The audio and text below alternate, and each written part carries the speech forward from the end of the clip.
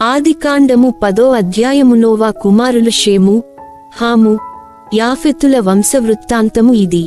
జలప్రళయము తరువాత ఆ ముగ్గురికి కుమారులు పుట్టిరి. యాఫెతు కుమారులు గోమెరు, మాగోగు, మాదయి, యావాను, తుబాలు, మెషెకు, తీరసు.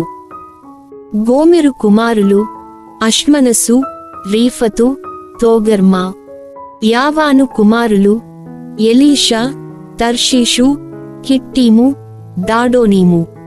వీరి నుండి ద్వీపనివాసులు తమ తమ భాషల ప్రకారము, తమ తమ కుటుంబముల ప్రకారము, తమ తమ జాతుల ప్రకారము వేరై ఆయా దేశములలో స్థిరపడిరి. హాము కుమారులు కూషు, మిస్రాయిము, పూతు, కనాను. వీరిలో కూషుకు సెబా, హవీలా, సప్తా, రామా, సప్తకా అను కుమారులు కలిగిరి. వారిలో రామాకు షెబా, దెదాను అను కుమారులు పుట్టిరి. కూషుకు నిమ్రోదు పుట్టెను. నిమ్రోదు భూలోకములో మహావీరుడుగా ప్రసిద్ధిగాంచెను. అతడు దేవుని దయవలన బలిమిగల వేటకాడయ్యెను. కావున దేవుడు నిన్ను నిమ్రోదువలె గొప్ప వేటగానిని చేయుగాక అను లోకోక్తి వ్యాపించెను. మొట్టమొదట షీనారు దేశమందున్న బాబెలు, ఎరెకు, అక్కదు అను పట్టణములతో అతని రాజ్యము ప్రారంభమయ్యెను. నిమ్రోదు ఆ దేశము నుండి బబులోనియాకు వలసపోయెను. అతడు నీనెవే, రహోబోతీరు, కాలహు, రెసెను అను పట్టణములను నిర్మించెను. రెసెను, నీనెవే, కాలహు అనువాని నడుమనున్న మహానగరము. మిస్రాయిము నుండి లూదీయులు, అనామీయులు, లెహాబీయులు, నప్తూహీయులు, పత్రూసీయులు, కస్లూహీయులు, కఫ్తోరీయులు అను జాతుల వారు పుట్టిరి. ఫిలిస్తీయులు ఈ కఫ్తోరీయుల సంతతి వారే. కనాను పెద్ద కొడుకు సీదోను.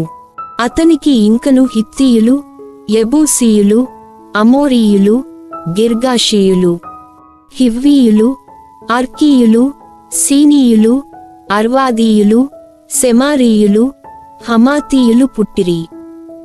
తరువాత కనానీయులు విస్తరిల్లిరి.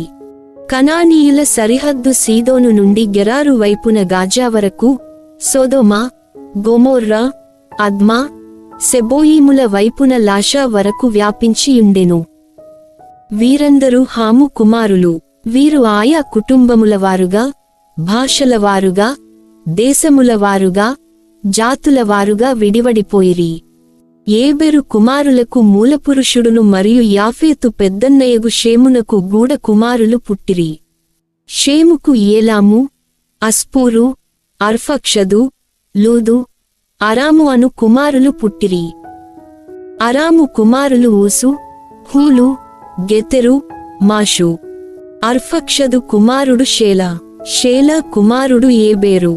ఏబెరుకు 2 కొడుకులు. వారిలో పెద్దవాని పేరు పెలెగు. అతని కాలముననే భూమండలము దేశదేశములుగా విభక్తమయ్యెను. గావున అతనికి ఆ పేరు వచ్చినది. పెలెగు తమ్ముని పేరు యోక్తాను. యోక్తానుకు ఆల్మోదాదు, షెలపు, హసర్మవేతు, యెరహు, హదోరాము, ఊసాలు, దిక్లా, ఓబలు, అబీమాయేలు, షేబా, ఓఫీరు, హవీలా, యోబాబు అను కుమారులు జన్మించిరి. వీరందరూ యోక్తాను కుమారులు.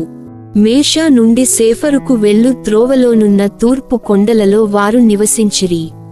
ఆయా వంశముల వారుగా, భాషల వారుగా, దేశముల వారుగా, జాతుల వారుగా విడిపోయిన వీరందరును షేము కుమారులే.